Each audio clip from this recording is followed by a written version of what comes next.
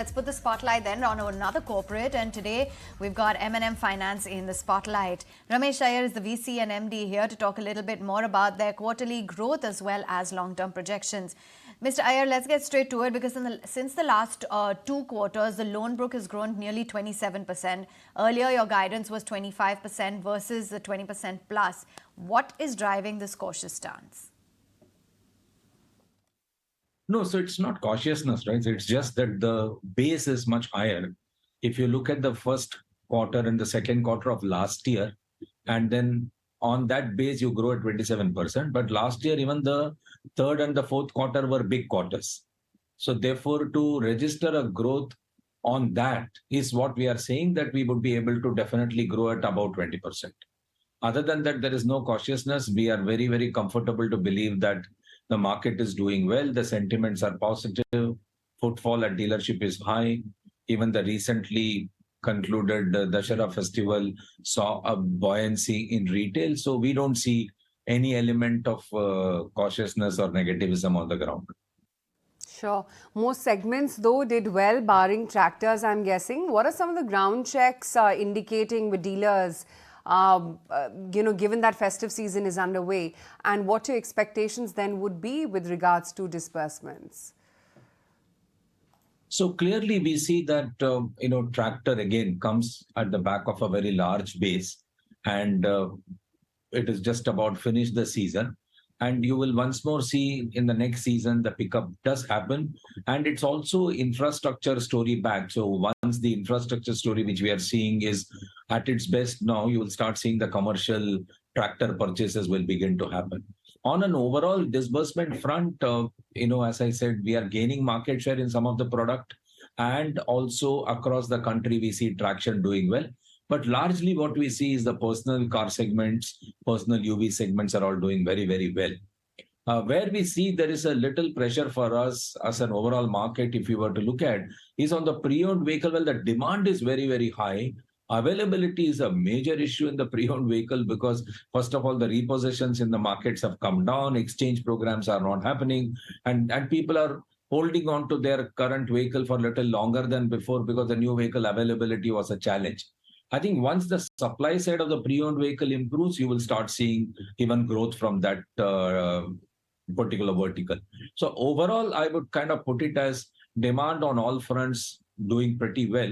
And as I said, the next 6 months should see it happen that way. Right. Now, Mr. Iyer, earlier you said that you expected borrowing costs to come down in Q3 and Q4, but given that the higher repo rate may persist for longer than expected, how are you seeing the trajectory evolving? So clearly, you're right. We did believe and expect that post-festival, the borrowing rate will come down. But I think we are also now convinced and changing our stance that we don't see these rates coming down before March, which would directly mean that we will have to now increase our lending rates as well. Expecting that post-festival it will come down, we had not pushed up our rate, and we were carrying that cost, and you can see that little compression in our margin also coming from that front. I think we have now made a decision that we will increase our lending rates, and you will see our yields go up by at least about 25-30 basis points in the next 6 months to cover up for the increased borrowing cost. Right. Ramesh, your NIMs have contracted sharply as well, I'm guessing, because of the higher borrowing rates and the change in the portfolio mix. Do you believe some of these factors could persist and there may be need to revisit the 2025 NIM guidance of 7.5%? No, so clearly our margins are a composition of three things. One is the prime segment that you referred to.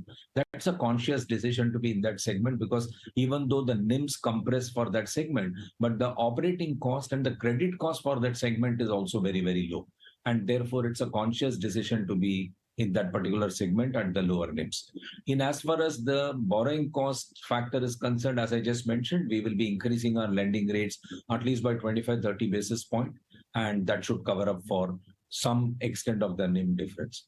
The third is we started off with that, with the pre-owned vehicle demand being high, but non-availability is a reason. But no sooner we start seeing availability of pre-owned vehicles starts to improve, that product always comes at a higher yield. that will also contribute to very clearly increasing margins. So we believe that even though we are at 6.6, our first step is to reach a 6.8 in the next quarter or so, and then move up to 7 in the following quarter. And by 2025 that we have targeted for ourselves, we don't want to relook at that number, because by then the borrowing cost will also start coming down. All right. Now, you also spoke about rate hikes to ease pressure on your net interest margins. When will that impact trickle through to your financials? No, so normally when rate increases happen, our lending is all fixed rate lending, and therefore the past book will not correct itself. Very surely all the new lending will come at a new rate, and therefore the benefit of that will flow into the book with a lag. If we were to increase in this quarter, you will start seeing the benefit of it from the following quarter, but the past book will not get corrected. Right. You'd also guided for credit costs about 150 to 170 basis points for FY24. But for the first half itself, they stand at 2.3% because of the higher write-offs. Are you confident of bringing down your credit costs at least to the upper end of your guidance? Yes, very surely. Because if you look at last year, our total write-off bad debts altogether was about 2,000 crore. And for the first half, it was about 1,100 odd crore, which is only 600 crore in this first half. And we don't see this number change drastically in the next 6 months. And therefore, you will substantially see a reduction in the credit cost from where we are today. And that's where the confidence of it ending at about 1.5 to 1.7 as a credit cost. I think the other important feature to always note for this market is the second half is where the cash flows are at its best. The crop money will start coming in, the tourism will pick up in a big way, the wedding season, all of this adds to substantial use of the vehicle and therefore earnings for this vehicle. And historically, we have seen that between first half and second half, there is a substantial difference in the asset quality improvement. And we definitely forecast the same for this second half. And that's where the confidence of bringing it to 1.5 to 1.7. Appreciate your time. Thank you so much for joining in. So that's the management of M&M Finance talking about how loan growth has tempered due to the high base. They do not see lending rates coming down, and they are gaining market share in select products. The stock, though, reeling under pressure on the back of that NIMs contraction as well as the earnings impact, and languishing in trade lower by a solid 10% as we speak at 248.